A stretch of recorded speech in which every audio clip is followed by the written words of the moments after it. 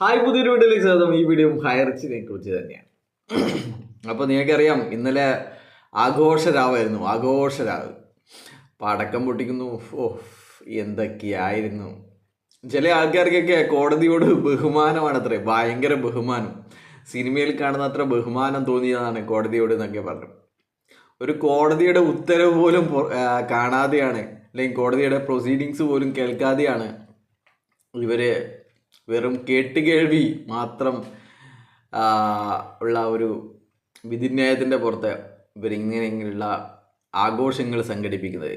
എന്തായി കഴിഞ്ഞാലും നമ്മളൊക്കെ പ്രതീക്ഷ പോലെ തന്നെ ഇവരുടെ ആഘോഷങ്ങൾ അവസാനിക്കുകയാണ്. എല്ലാവരും നിരാശയിലേക്ക് വീണ്ടും തിരിച്ചെത്തിയിരിക്കുന്നു എന്ന കാര്യമാണ് വളരെ സന്തോഷപൂർവ്വം പറയാനുള്ളത്. അതിന് നീ എന്തിനാടാ ചിരിക്കുന്നു എന്നൊക്കെ പറഞ്ഞു കഴിഞ്ഞാൽ ചിരിക്കും ചിരിക്കും ചിരിക്കും ചിരിക്കും. അപ്പോൾ ഈ കള്ളന്മാരുടെ അവസാനം കാണുമ്പോൾ നമുക്ക് ചിരി വരും, അത്ര തന്നെ. പിന്നെ ഒരുപാട് ആൾക്കാർ നമ്മുടെ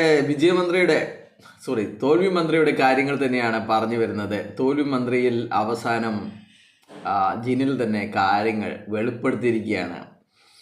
അവൻ പറഞ്ഞത് ഇങ്ങനെയാണ്: അദ്ദേഹത്തിൻ്റെ ദുബായിലെ ഓഫീസിൻ്റെ പ്രവർത്തനങ്ങൾ അവൻ നിർത്തിവച്ചിരിക്കുന്നു എന്നാണ്.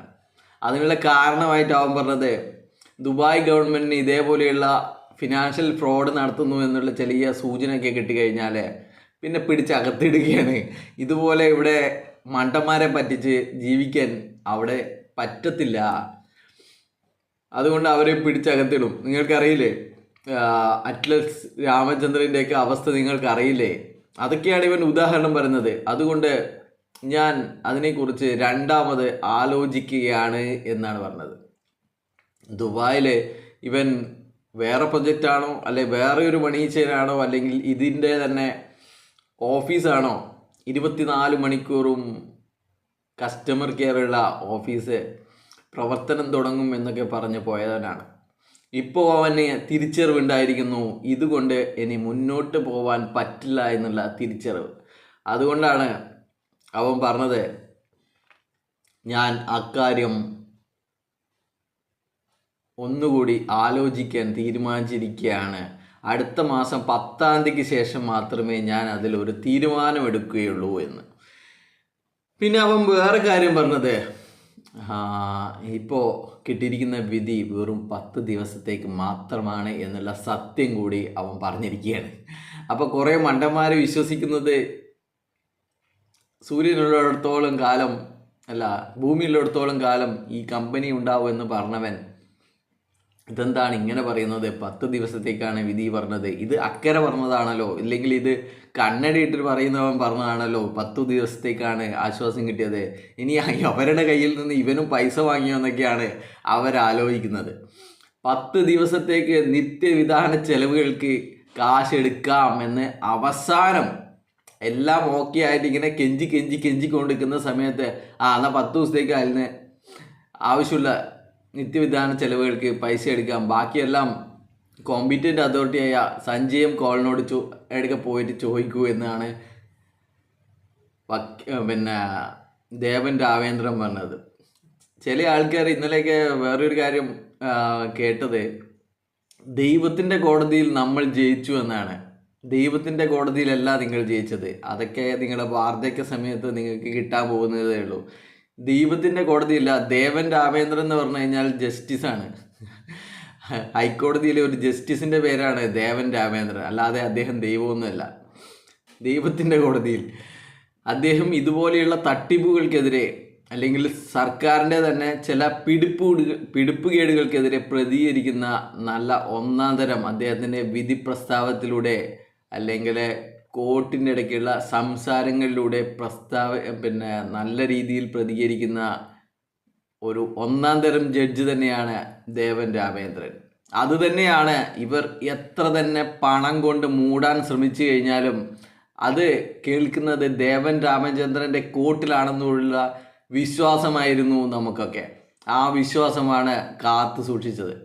അപ്പോൾ എത്ര തന്നെ പണം ഇവർക്കറിയാലോ, ആയിരക്കണക്കിന് കോടി ഇവരുടെ കയ്യിലുണ്ട്.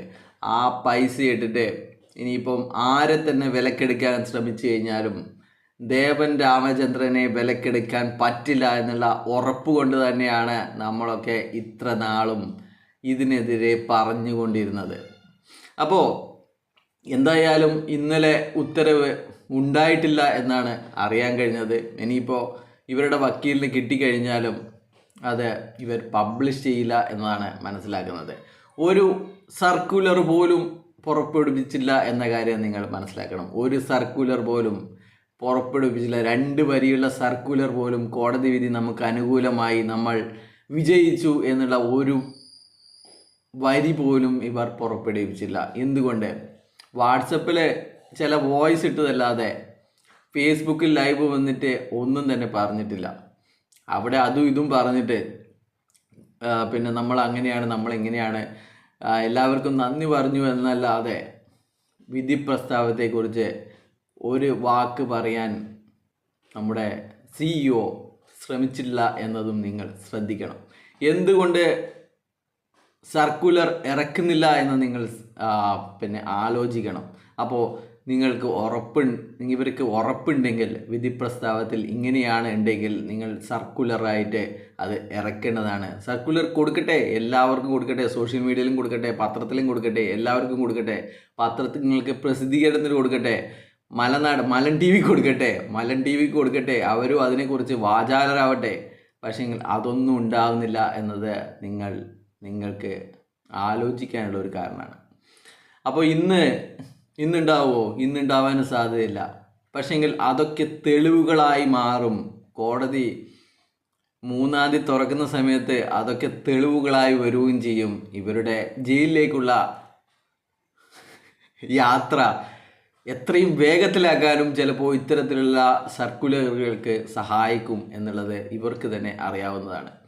പിന്നെ അവസാനമായിട്ട് പിന്നെ നമ്മുടെ ജിനിൽ ജോസഫ് പറഞ്ഞ ഒരു കാര്യമുണ്ട്. 10 ദിവസത്തിൻ്റെ കാര്യം അവൻ സമ്മതിച്ചു കഴിഞ്ഞാണ്.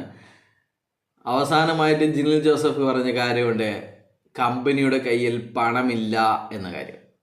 കമ്പനിയുടെ കയ്യിൽ പണമില്ല, നിങ്ങൾ ഇതേപോലെ റിഡീം കൂപ്പൺ വിൽക്കണം, ഒരുപാട് റിഡീം കൂപ്പൺ വിൽക്കണം, ഡെയിലി 1000 സീലിംഗ് നിങ്ങൾ അടിക്കണം, എല്ലാവരും 1000 സീലിംഗ് അടിക്കണം എന്നാണ് പറഞ്ഞിരിക്കുന്നത്. എന്നാൽ മാത്രമേ നിങ്ങൾക്ക് 3 ആഴ്ചത്തെ പേ ഔട്ട് തരാൻ കാശുണ്ടാവുള്ളൂ എന്നാണ് ഇവർ പറയുന്നത്. എന്തുകൊണ്ട് ഇവർ എല്ലാവരും സൂപ്പർ മാർക്കറ്റുകൾ സന്ദർശിക്കണമെന്ന് പറയുന്നില്ല? എന്തുകൊണ്ട് ഇവർ സിനിമ കാണണം, സബ്സ്ക്രിപ്ഷൻ കൂട്ടണം, അല്ലെങ്കിൽ OTTയുടെ സബ്സ്ക്രിപ്ഷൻ കൂട്ടണം എന്ന് ഇവർ എന്തുകൊണ്ട് പറയുന്നില്ല? എല്ലാവരും ഷെയർ വിൽക്കണമെന്ന് പറയാൻ ഇനി പറ്റില്ലല്ലോ. അതൊക്കെ കഴിഞ്ഞു പോയ കാര്യമാണ്. അതൊക്കെ തെളിവുകളായി മാറിയ കാര്യമാണ്. അതുകൊണ്ട് വിജയമന്ത്ര കണ്ട ആരും തന്നെ ഇതിനെക്കുറിച്ച് സന്തോഷിക്കുന്നില്ല എന്ന കാര്യം കൂടി നമുക്ക് മനസ്സിലാക്കണം. എന്തുകൊണ്ട് ഇത്തരം കാര്യങ്ങളൊക്കെ കേട്ടിട്ടും ഇവർക്ക് സന്തോഷിക്കാൻ പറ്റും അല്ലേ? അതുകൊണ്ട് ഒരുപാട് ആൾക്കാർ മനസ്സിലായിട്ടുണ്ട് ഇന്നലെയും കമ്പനി നമ്മളെ വിഡ്ഢിയാക്കുകയായിരുന്നു എന്ന്. ഇത് മണി ചെയിനാണെന്ന് ജിനിൽ തന്നെ പറഞ്ഞിരിക്കുകയാണ്. എങ്ങനെ? നിങ്ങൾ റിഡീം കൂപ്പൺ വിൽക്കണം, കമ്പനിയുടെ കയ്യിൽ പൈസയില്ല, ഇനി അടുത്ത പേ ഔട്ട് അടുത്ത ആഴ്ച മാത്രമേ ഉണ്ടാവുള്ളൂ, ഇനി നാളെയും പേ ഔട്ട് ഉണ്ടാവില്ല, കമ്പനി 10 ദിവസത്തേക്ക് മാത്രമാണ് നമുക്ക് ഇളവ് കൊടുത്തിരിക്കുന്നത് എന്ന്. അത് ബിസിനസ് ചെയ്യാനല്ല എന്നുള്ള ഒരു തിരുത്താണ് ഞാൻ ചെയ്യുന്നത്. അത് നിത്യനിദാന ചെലവുകൾക്ക് വേണ്ടി എടുത്തോ എന്ന് പറഞ്ഞ ആ ഒരു സാധനമാണ്.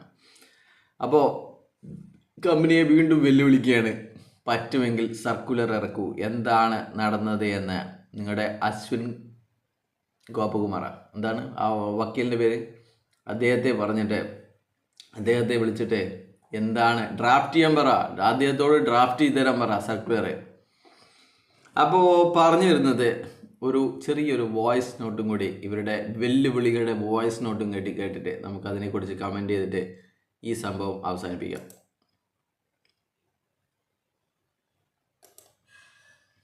എന്താണ് അനിൽ അക്കരെ ഫേസ്ബുക്കിൽ എവിടെയാലും വിടുവതെന്നാക്കില്ല കേട്ടാ. ഒരാൾ മാപ്പ് പറഞ്ഞു പോയാലും ആരെയും വിടുവതെന്നാക്കില്ല.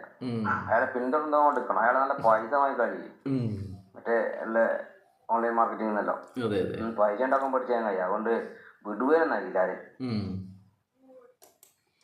അനിൽ അക്കരെ ഫേസ്ബുക്ക് ഇതുപോലെ ജിനിൽ പൊട്ടനാക്കിയ, ജിനിലും നമ്മളെ മാടും ഒക്കെ പൊട്ടനാക്കിയ ഒരുത്തനാണ്. ഇദ്ദേഹത്തിന് അറിയില്ല ആരാണ് ശരിയെന്നോ ആരാണ് ഇവരെ പൊട്ടനാക്കുന്നതെന്നോ ഇദ്ദേഹത്തിന് അറിയില്ല. അതുകൊണ്ടാണ് ഇവരിങ്ങനെയൊക്കെ ഭീഷണിപ്പെടുത്തിക്കൊണ്ടേയിരിക്കുന്നത്. ഇന്നലെയൊക്കെ എനിക്ക് ഒരുപാട് ആൾക്കാർ കോളൊക്കെ വിളിച്ചിട്ടുണ്ടായിരുന്നു. അവർക്കൊക്കെ ഒന്നും എന്നെ കോണ്ടാക്ട് ചെയ്യാൻ പറ്റിയില്ല. ഒരു കാര്യം ചെയ്ത് ഞാൻ ഫോൺ എടുക്കാം, ആ ഫോണിൽ ഒരു വർഷത്തേക്കുള്ള റീചാർജ് ചെയ്ത് കഴിഞ്ഞാൽ ആ ഫോൺ ആക്റ്റീവ് ആവും. ഞാനത് റീചാർജ് ചെയ്യാത്തതുകൊണ്ടാണ് നിങ്ങൾക്കൊന്നും എന്നെ വിളിക്കാൻ പറ്റാത്തത്. ആദ്യം ഒരു വർഷത്തേക്കുള്ള അത് BSNL നമ്പറാണ്, അതൊന്ന് റീചാർജ് ചെയ്യുക. അപ്പോൾ ഞാൻ ഫോൺ എടുക്കാം, സൗകര്യം ഉണ്ടെങ്കിൽ. അപ്പോൾ ഇന്ന് ഞാൻ കുറച്ച് തിരക്കാണ്. ഒരു ഫാമിലിയിൽ കല്യാണവും കാര്യങ്ങളൊക്കെയാണ് ഇന്നും നാളെയായിട്ട്. അപ്പോൾ ഇടയ്ക്കിടയ്ക്ക് കാര്യങ്ങളൊക്കെ അറിയുന്നുണ്ടെങ്കിൽ ഞാൻ ഇൻസ്റ്റാഗ്രാമിലോ ചെറിയ ഷോർട്ട് വീഡിയോ ഒക്കെ ഇടാൻ ശ്രമിക്കാം.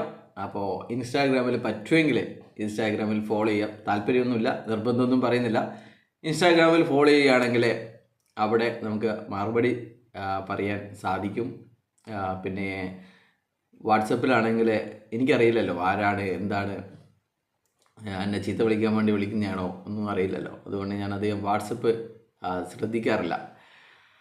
അപ്പോൾ ബൈ.